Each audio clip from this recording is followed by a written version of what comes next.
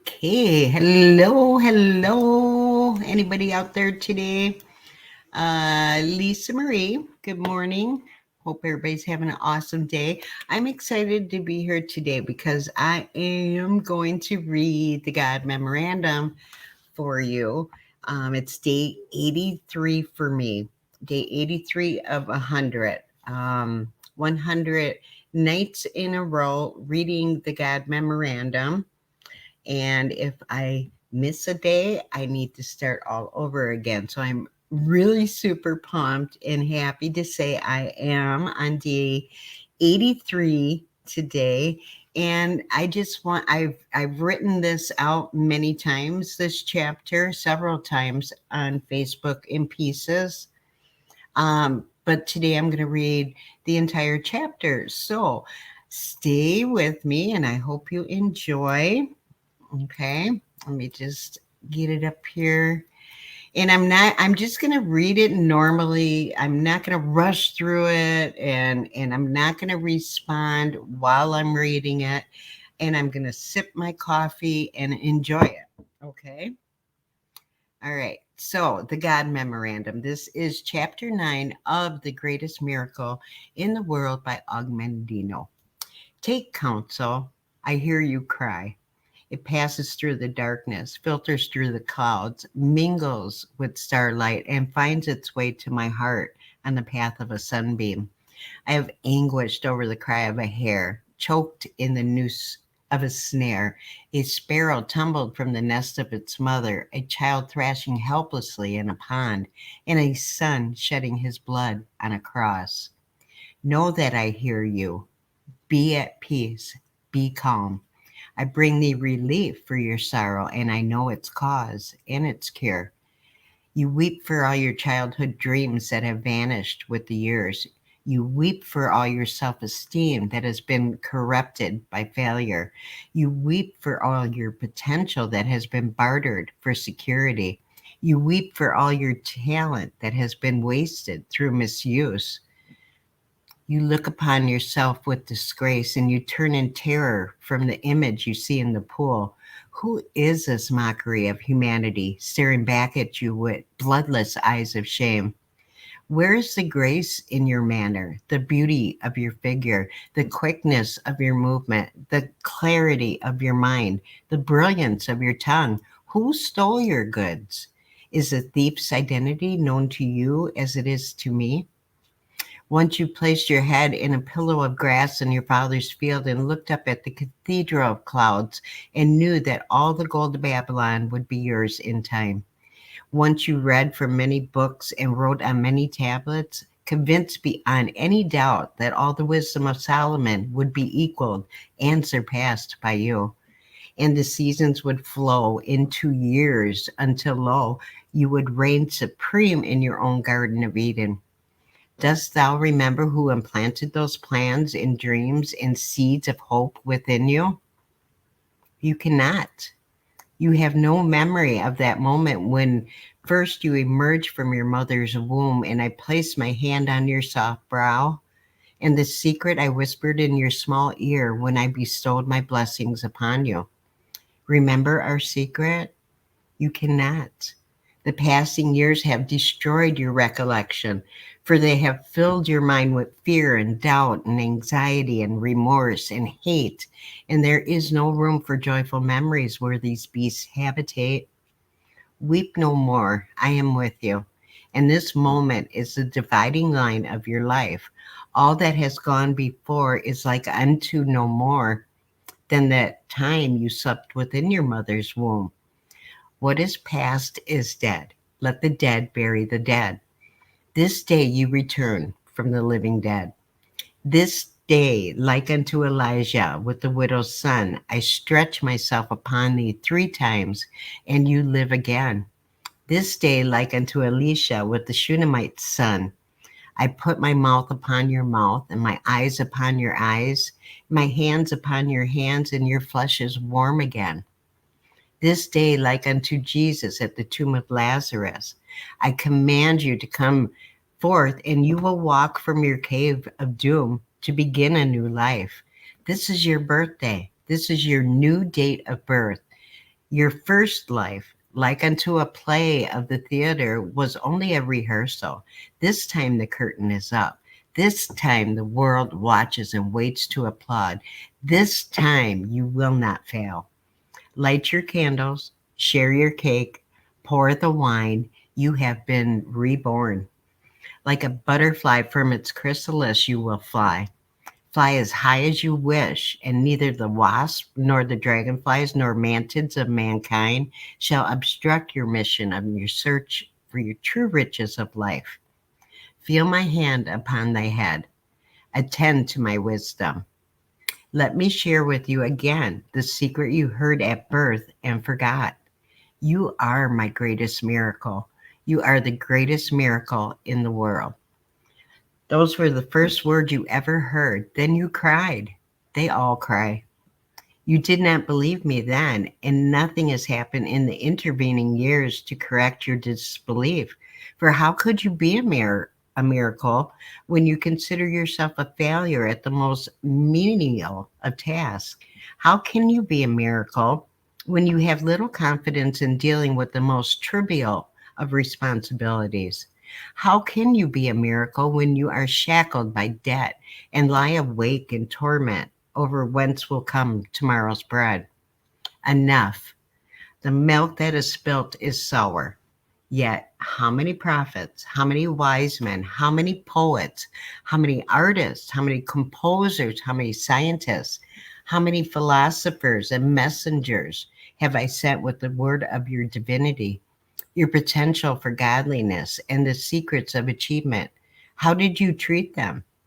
Still, I love you, and I am with you now. Through these words to fulfill the prophet who announced that the Lord shall set his hand again, the second time, to recover the remnant of his people. I have set my hand again. This is the second time. You are my remnant. It is of no avail to ask, haven't you known? Haven't you heard? Hasn't it been told to you from the beginning? Haven't you understood the foundations of the earth? You have not known, you have not heard, you have not understood. You have been told that you are a divinity in disguise, a god playing a fool. You have been told that you are a special piece of work, noble in reason, infinite in faculties, express and admirable in form and moving, like an angel in action, like a god in apprehension. You have been told that you are the salt of the earth. You were given the secret, even of moving mountains, of performing the impossible. You believed no one. You burnt your map to happiness. You abandoned your claim to peace of mind. You snuffed out the candles that had been placed along your destined path of glory. And then you stumbled, lost and frightened in the darkness of futility and self pity until you fell into a hell of your own creation. Then you cried and you beat your breast and cursed the luck that had been befallen you. You refused to accept the consequences of your own petty thoughts and lazy deeds, and you searched for a scapegoat on which to blame your failure. How quickly you found one. You blamed me. You cried that your handicaps, your mediocrity, your lack of opportunity, your failures were the will of God. You were wrong. Let us take inventory. Let us first call a roll of your handicaps. For how can I ask you to build a new life lest you have the tools? Are you blind? Does the sun rise and fall without your witness? No, you can see, and the 100 million receptors I have placed in your eyes enable you to enjoy the magic of a leaf, a snowflake, a pond, an eagle, a cloud, a star, a rose, a rainbow, and the look of love. Count one blessing. Are you deaf? Can a baby laugh or cry without your attention? No, you can hear. And the 24,000 fibers I have built in each of your ears vibrate to the wind in the trees, the tides on the rocks, the majesty of an opera, a robin's plea, children at play, and the words I love you. Count another blessing. Are you mute? Do your lips move and bring forth only spittle?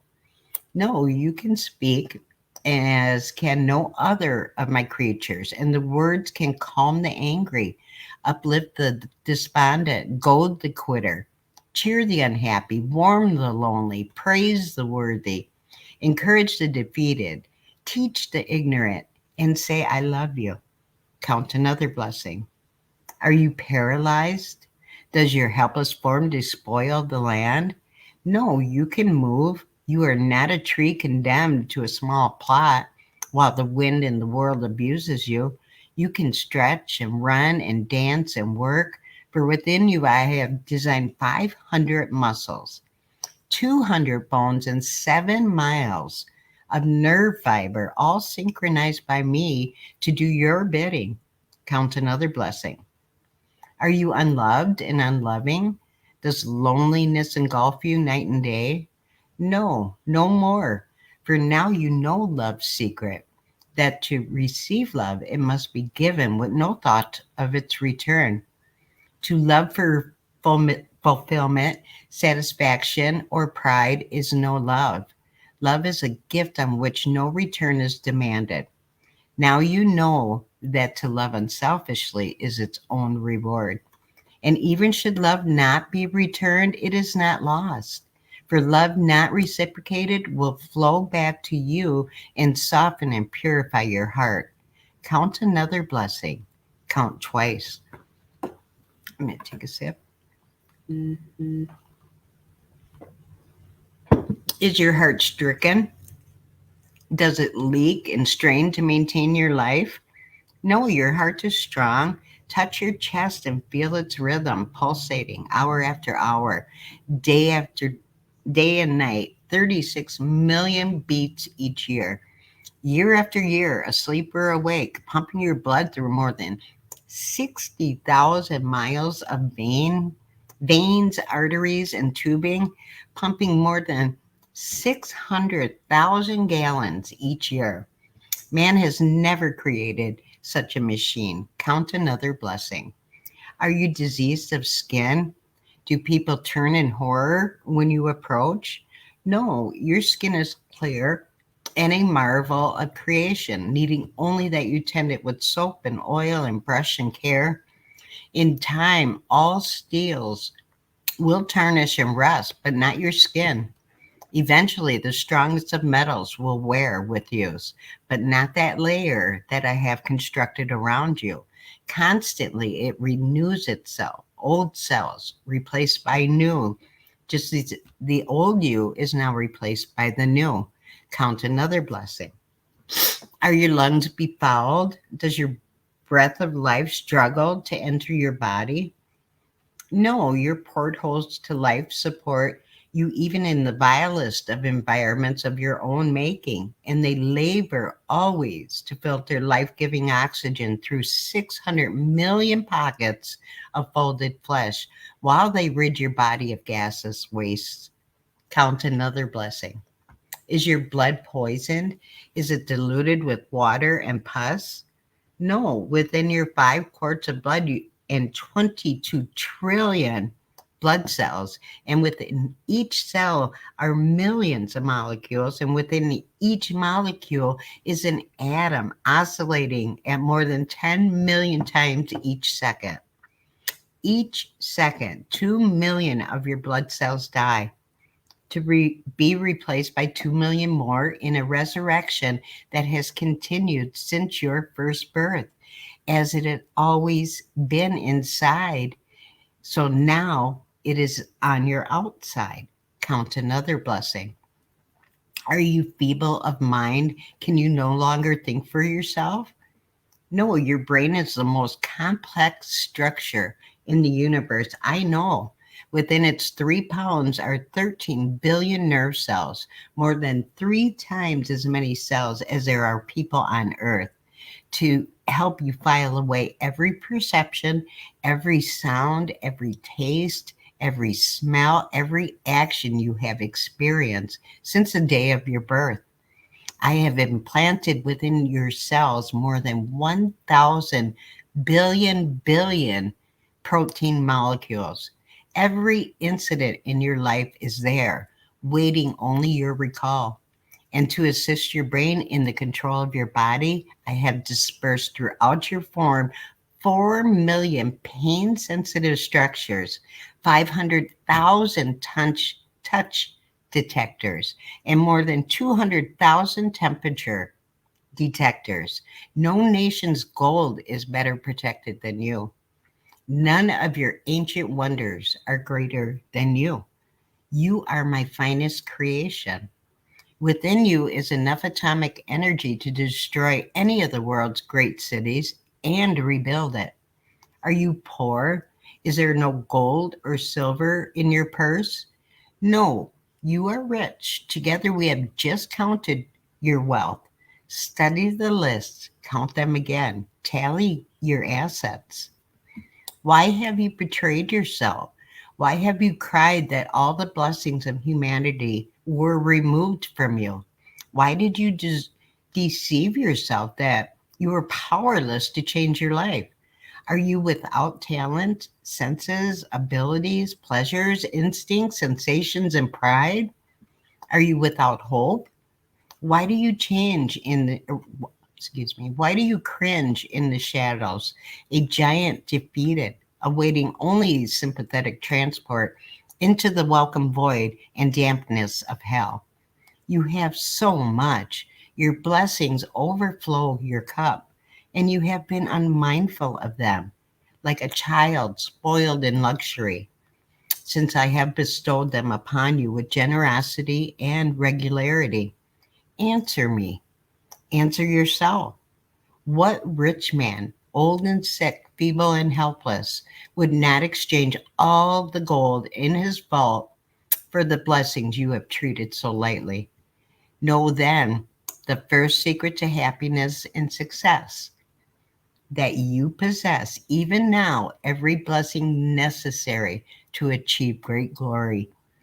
There are your treasure. They are your treasure, your tools with to build, starting today, the foundation for a new and better life.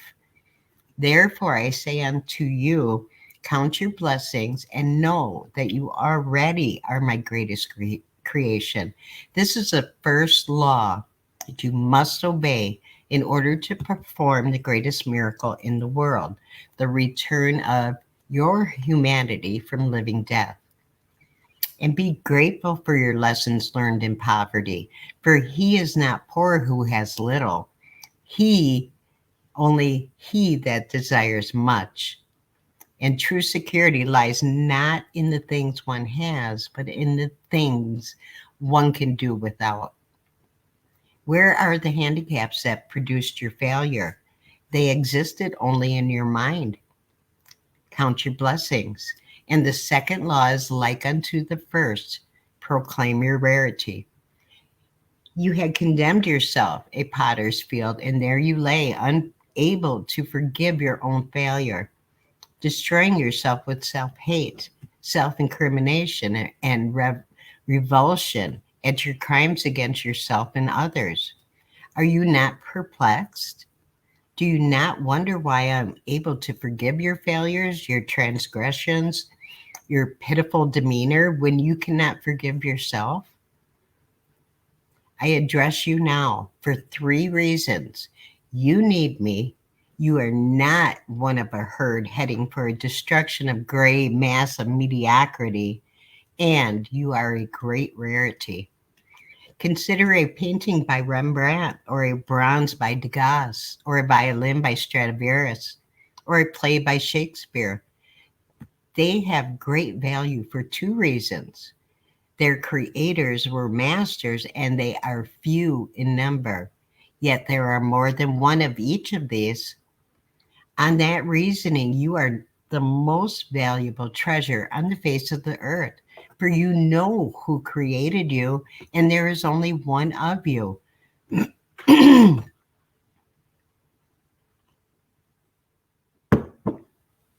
Never in all the 70 billion humans who have walked this planet since the beginning of time has there been anyone exactly like you. Never until the end of time will there be another such as you. You have shown no knowledge or appreciation of your uniqueness, yet you are the rarest thing in the world. From your Father in his moment of supreme love flowed countless seeds of love, more than 400 million in number, all of them, as they swam within your mother, gave up the ghost and died, all except one, you. You alone persevered within the loving warmth of your mother's body, searching for your other half, a single cell from your mother so small that more than 2 million would be necessary to fill an acorn shell. Yet, despite impossible odds in that vast ocean of darkness and disaster, you persevered, found that infamous cell, joined with it, and began a new life, your life. You arrived bringing with you, as does every child, the message that I was not yet discouraged of man. Two cells now united in a miracle. Two cells, each containing 23 chromosomes, and within each chromosome, hundreds of genes, which would govern every characteristic about you, from the color of your eyes to the charm of your manner to the size of your brain.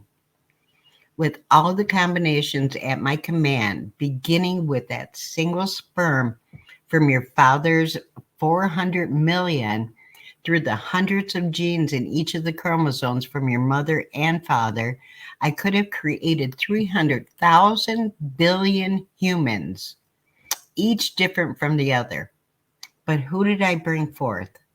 You, one of a kind, rarest of the rare, a priceless treasure, possessed of qualities in mind and speech and movement and appearance and actions as no other has ever lived, lives, or shall live. Why have you valued yourself in pennies when you are worth a king's ransom? Why did you listen to those who demeaned you? And far worse, why did you believe them? Take counsel. No longer hide your rarity in the dark. Bring it forth. Show the world. Strive not to walk as your brother walks, nor talk as your leader talks, nor labor as do the mediocre. Never do as another. Never imitate. For how do you know that you may not imitate evil? And he who imitates evil always goes beyond the example set, while he who imitates what is good always falls short. Imitate no one. Be yourself.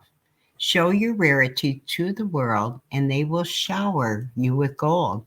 This, then, is the second law. Proclaim your rarity, and now you have received two laws. Count your blessings. Proclaim your rarity. You have no handicaps. You are not mediocre. You nod and you force a smile. You admit your self-deception. What of the next complaint? Opportunity never seeks thee? Take counsel, and it shall come to pass. For now I give you the law of success in every venture. Many centuries ago, this law was given to your forefathers from a mountaintop. Some heeded the law, and lo, their life was filled with the fruit of happiness, accomplishment, gold, and peace of mind. Most listened not, for they sought magic means, devious routes, or waited for the devil called luck to deliver to them the riches of life.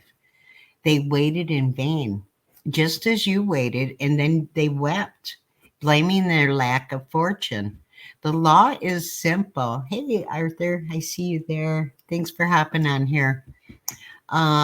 They waited in vain, just as you waited, and then they wept, blaming their lack of fortune.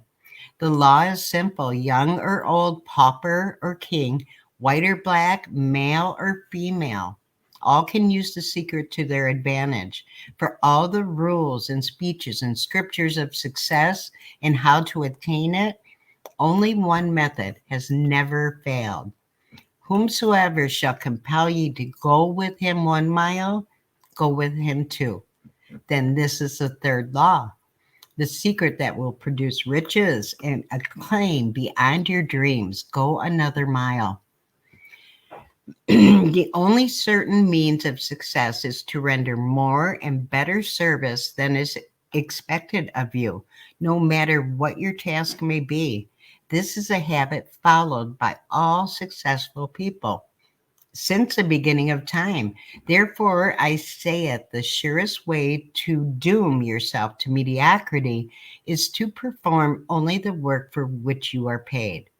Think not ye are being cheated if you deliver more than the silver you receive. For there is a pendulum to all life and the sweat you deliver. If not rewarded today, will swing back tomorrow tenfold. The mediocre never go another mile, for why should they cheat himself, he thinks. But you are not mediocre. To go another mile is a privilege, and you must appropriate by your own initiative. You must not avoid it. Neglect it, do only as little as the others, and the responsibility for your failure is yours alone. You can no more render service without receiving just compensation than you can withhold the rendering of it without suffering the loss of reward. Cause and effect, means and ends, seed and fruit, these cannot be separated. The effect already blooms in the cause. The end pre-exists in the means, and the fruit is always in the seed. Go another mile. Concern yourself not. Should you serve an ungrateful master, serve him more. And instead of him, let it be me who is in your debt. For then you know that every minute, every stroke of extra service will be repaid. And worry not should your reward not come soon, for the longer payment is withheld, the better for you. And compound interest on compound interest is this law's greatest benefit. You cannot command success, you can only deserve it. And now you know the great secret necessary in order to merit its rare reward. Go another mile. Where is this field whence you cried there was no opportunity? Look around thee. See where only yesterday you wallowed on the refuse of self-pity. You now walk tall on a carpet of gold. Nothing has changed except you, but you are everything. You are my greatest miracle. You are the greatest miracle in the world. And now the laws of happiness and success are three. Count your blessings, proclaim your rarity, and go another mile. Be patient with your progress. To count your blessings with gratitude, to proclaim your rarity with pride, to go an extra mile and then another. These acts are not accomplished in the blinking of an eye. Yet that which you acquire with most difficulty, you retain the longest, as those who have earned a fortune are more careful of it than those by whom it was inherited. And fear not as you enter your new life. Every noble acquisition is attended with its risk. He who fears to encounter the one must not expect to obtain the other. Now you know you are a miracle, and there is no fear in a miracle. Be proud. You are not the monetary whim of a careless creator experimenting in the laboratory of life. You are not a slave of forces that you cannot comprehend. You are a free manifestation of no force but mine, of no love but mine. You were made with a purpose. Feel my hands, hear my words. You need me, and I need you. We have a world to rebuild. And if it required a miracle, what is that to us? We are both miracles, and now we have each other. Hey, Melody, thanks for hopping on. Never have I lost faith in you since that day when I first spun you from a giant wave and tossed you helplessly on the sands. As you measured time, that was more than 500 million years ago. There were many models, many shapes, many sizes before I reached perfection in you more than 30,000 years ago. I have I have made no further effort to improve on you in all these years. For how could one improve on a miracle? You were a marvel to behold, and I was pleased. I gave you this world and dominion over it. Then, to enable you to reach your full potential, I placed my hand upon you once more and endowed you with powers unknown to any other creature in the universe, even unto this day. I gave you the power to think. I gave you the power to love. I gave you the power to will. I gave you the power to laugh. I gave you the power to imagine. I gave you the power to create. I gave you the power to plan. I gave you the power to speak. I gave you the power to pray. I gave you the power to heal. My pride in you knew no bounds.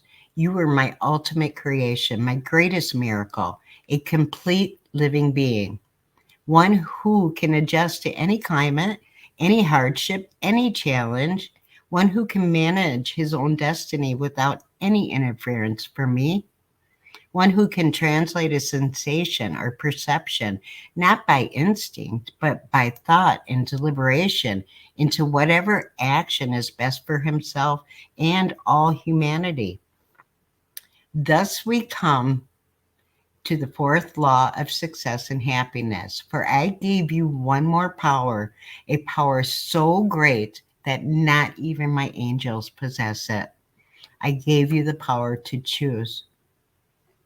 With this gift, I placed you even above my angels, for angels are not free to choose sin. I gave you complete control over your destiny. I told you to determine for yourself your own nature in accordance with your own free will, neither heavenly nor earthly in nature. You were free to fashion yourself in whatever form you preferred. You had the power to choose, to degenerate into the lowest forms of life, but you also had the power out of your soul's judgment to be reborn into the higher forms, which are divine. I have never withdrawn your great power, the power to choose. What have you done with this tremendous force? Look at yourself. Think of the choices you have made in your life and recall now those bitter moments when you would fall to your knees if only you had the opportunity to choose again. What is past. And now you know the fourth great law of happiness and success. Use wisely your power of choice. Choose to love rather than hate. Choose to laugh rather than cry. Choose to create rather than destroy. Choose to persevere rather than quit. Choose to praise rather than gossip. Choose to heal rather than wound. Choose to give rather than steal. Choose to act rather than procrastinate. Choose to grow rather than rot. Choose to pray rather than curse. Choose to live rather than die. Now you know that your misfortunes were not my will, for all power was vested in you, and the accumulation of deeds and thoughts which placed you on a refuse of humanity were your doing, not mine. My gifts of power were too large for your small nature. Now you have grown tall and wise, and the fruits of the land will be yours. You are more than a human being. You are a human becoming. You are capable of great wonders. Your potential is unlimited. Who else among my creatures has mastered fire? Who else among my creatures has conquered gravity, has pierced the heavens, have conquered disease and pestilence and drought? Never demean yourself again. Never settle for the crumbs of life. Never hide your talents from this day hence. Remember, the child who says, "When I am a big boy," but what is that? For the big boy says, "When I grow up." And then the grown up, he says, "When I wed." But to be wed, what is that after all?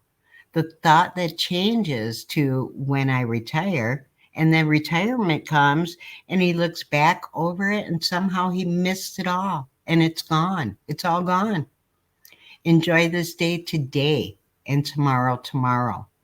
You have been, you have performed the greatest miracle in the world. You have returned from a living death. You will feel self pity no more, and each new day will be a challenge and a joy. You have been born again, but just as before, you can choose failure and despair or success and happiness. The choice is yours. The choice is exclusively yours. I can only watch as before in pride or sorrow. Remember then the fourth law of happiness and success. The four laws. Count your blessings. Proclaim your rarity. Go another mile. Use wisely your power of choice. And one more, to fulfill all the other four, do all things with love. Love for yourself, love for others, and love for me. Wipe away your tears. Reach out, grasp my hand, and stand straight. Let me cut the grave cloths that have bound you. This day you have been notified. You are the greatest miracle in the world. There we go. Awesome, awesome chapter. I love it. Day 83 for me. I am super pumped and excited about that. Thank you so much for watching. Whoever popped in here, I appreciate it. And I'm out of here.